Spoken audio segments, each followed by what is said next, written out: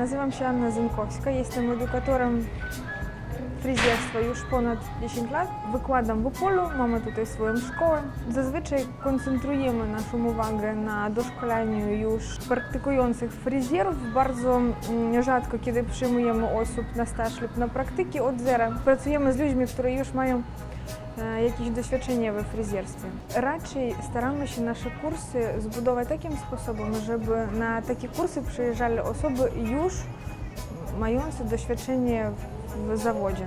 Czasami jest tak, że część tego kursu ja poświęcam na to, żeby wytłumaczyć, jaki sprzęt trzeba kupić, jak dobrać nożyczki, jak poprawnie trzymać nożyczki w rękach.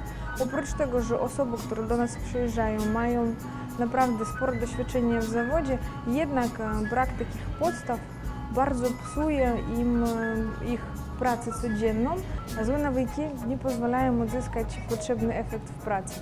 Dlatego wymyśliłam nagrać krótki mini-serial o tym, jak poprawnie dobierać nożyczki, jakie dla strzyżenia potrzebne grzebienie, jak poprawnie suszyć włosy, jak poprawnie trzymać grzebień i nożyczki w rękach w trakcie strzyżenia. Nasz pierwszy odcinek będzie poświęcony grzebieniom. Tym odcinkiem spróbujemy zacząć flashmob generacji myślących fryzjerów. Pierwsze, o czym chciałabym pogadać z każdym z Was, jakie konkretnie grzebienie my potrzebujemy w naszej pracy codziennej. Dla strzyżeń damskich potrzebujemy grzebienie dwóch rodzajów. Troszeczkę większe i trochę mniejsze. Krótkie dla krótkich włosów, długie dla długich włosów. Jedynie co różni damskie grzebienie od męskich, ich sztywność. Im sztywniej ten grzebień, tym lepiej będzie jakość strzyżenia, ponieważ przy przesuwaniu pasmo będzie wyciągnięte i rozprowadzone pomiędzy palcami równomiernie i wtedy cięcie będzie bardzo precyzyjne.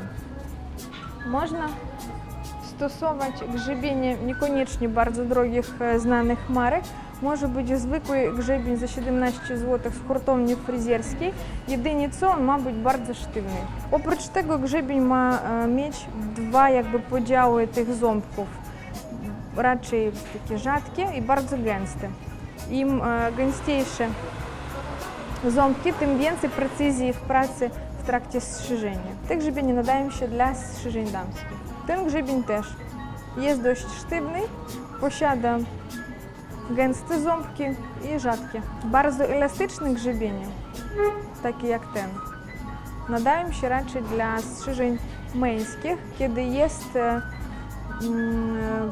możliwość bardzo blisko pod włos, koło skóry, ten grzebień doprowadzi. Taki lub jeszcze ewentualnie taki. Te grzebienie dla strzyżenia włosów na bardzo, bardzo krótko. Ten grzebień bardzo lubię, on też zrobiony z karbonu, jest bardzo sztywny, ma bardzo rzadkie ząbki, pozwala w sposób bardzo prosty cieniować włosy na grzebieniu i pozwala za rachunek tego, że jest bardzo gruby, zrobić cieniowanie na grzebieniu bez schodków, bez dziur, bardzo równomiernie, naprawdę lepiej niż maszynką. Te grzebienie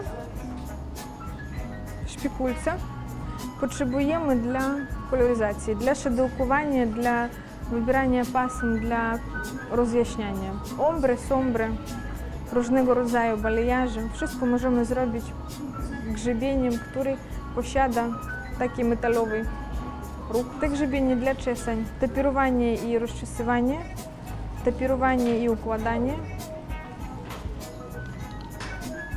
robienie separacji. Porządny grzebień jest podstawą strzyżenia. Ja mogę zrobić precyzyjnie przydziałek tym ząbkiem, który trochę odstaje. Zrobić separację, która potrzebuje dla strzyżenia.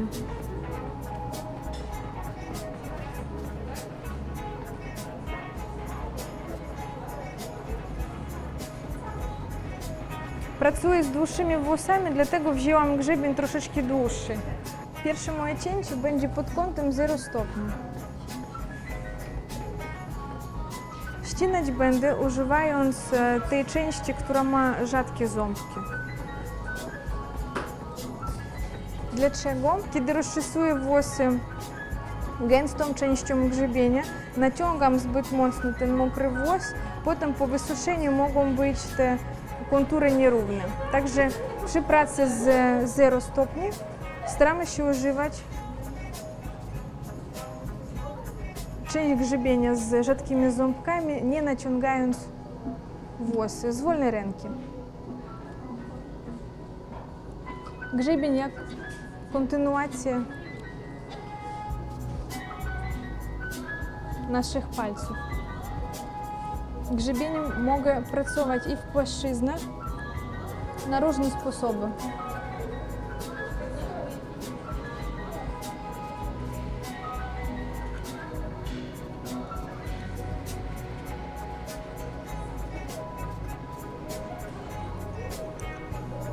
Tak samo kontynuuję strzyżenie, rozczesując włosy tym paluszkiem. Robię separację i robię podział na sekcje bardzo szybko i łatwo. Tym razem mogę stosować gęstą część grzebienia dla uzyskania równomiernego naciągnięcia pasma. Również grzebień dla mnie służy stepem, szablonem dla wybierania pasma, szerokości pasma.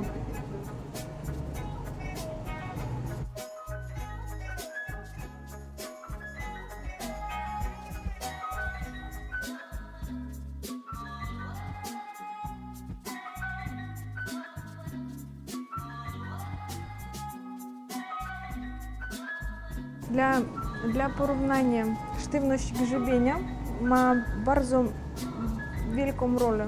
Wzięłam bardziej elastyczniejszy grzebień.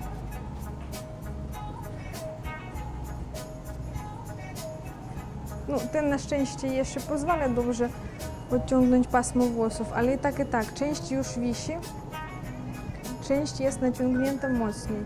Za rachunek tego, że grzebień jest elastyczny i miękki, przy odciągnięciu pasma nie mogę odzyskać równomiernego naciągnięcia. Uważajcie na takie grzebienie. Sztywnym grzebieniem robię to bez żadnego problemu.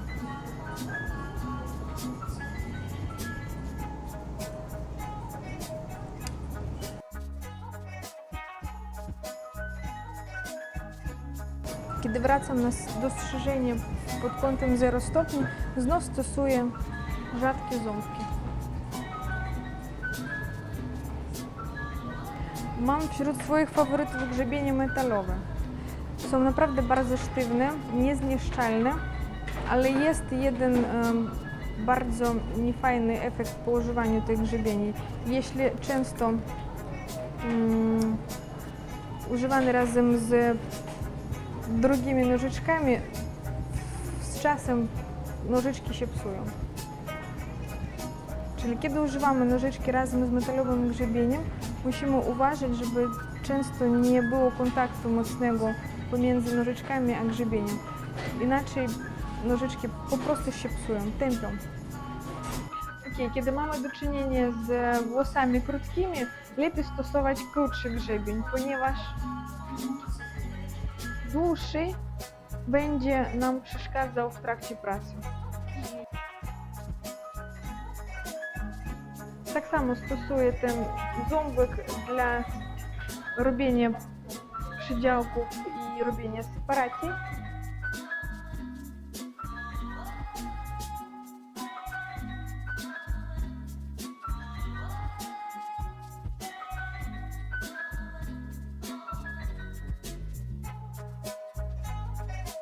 Kiedy pracujemy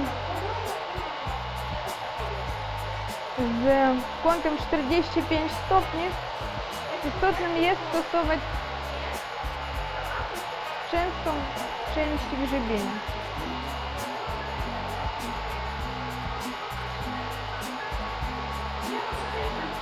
Częsta część grzebienia pozwala w sposób równomierny naciągnąć pasmo włosów, po pierwsze, a po drugie, ja widzę dobrze pasmo pamięci.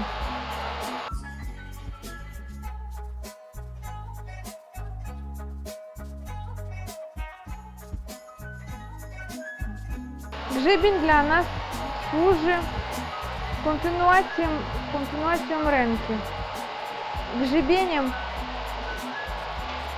pilnujemy kierunki, ustalamy kąty.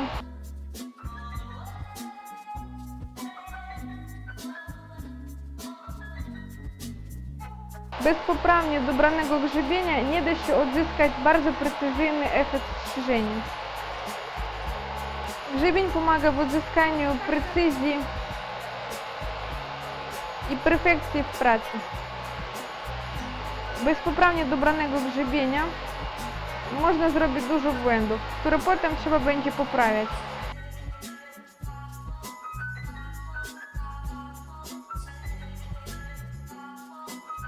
Jak grzebień może nam pomóc w trakcie koloryzacji? Oczywiście musimy stosować grzebień z bardzo rzadkimi ząbkami, ponieważ my nie możemy szczysywać farby jakimś bardzo gęstym grzebieniem.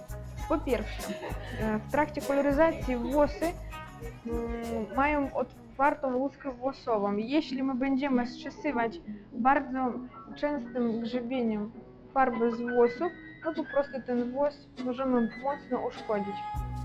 Odstawiamy go, on nam nie jest potrzebny.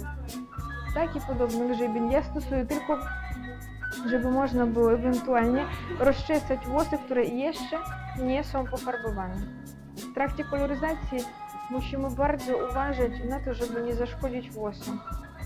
Ja rozczesuję włos, nie szczesuję farby, odkładam ten grzebień i dokładam farbę na włosy. Czyli tak naprawdę grzebień my potrzebujemy, kiedy my farbujemy, robimy koloryzację jednolitą, tylko po to, żeby można było rozczesać włosy, które jeszcze nie są w farbie. Szpikulce stosujemy tylko w tym przypadku, kiedy chcemy lub wybrać parę pasmów dla balajażu lub dla robienia separacji. I już. Taki grzebień pozwala nam wycieniować włosy i zachować strzyżenie w płaszczyznach, zachować bryle w strzyżeniu, ponieważ ten grzebień jest dość szeroki, dość gruby, jest idealny dla strzyżeń męskich lub ewentualnie dla cieniowania włosów na grzebieniu.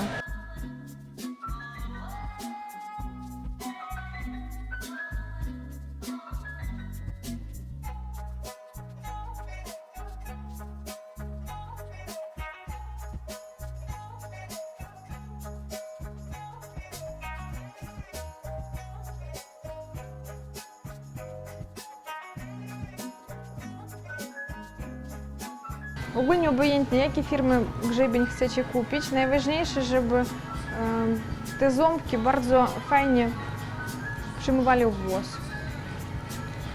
Nie ząbki, przecież włosy ci mówią.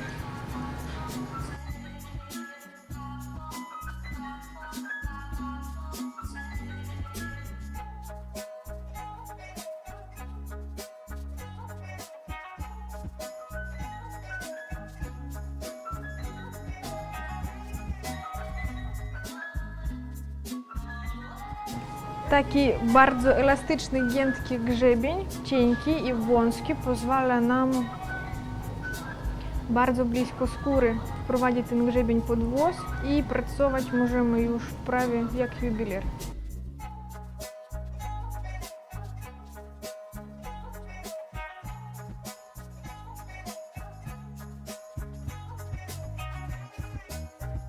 Takim grzebieniem możemy pracować na konturach, na szyi, za uszami, na skroniach lub kiedy wykończamy bardzo krótkie cięcie.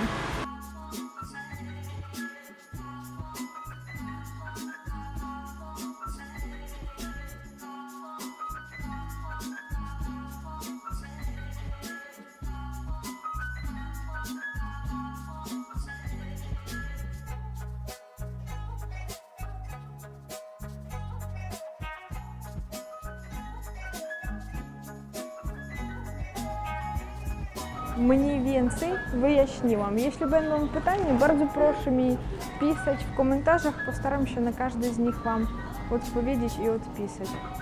Do zobaczenia.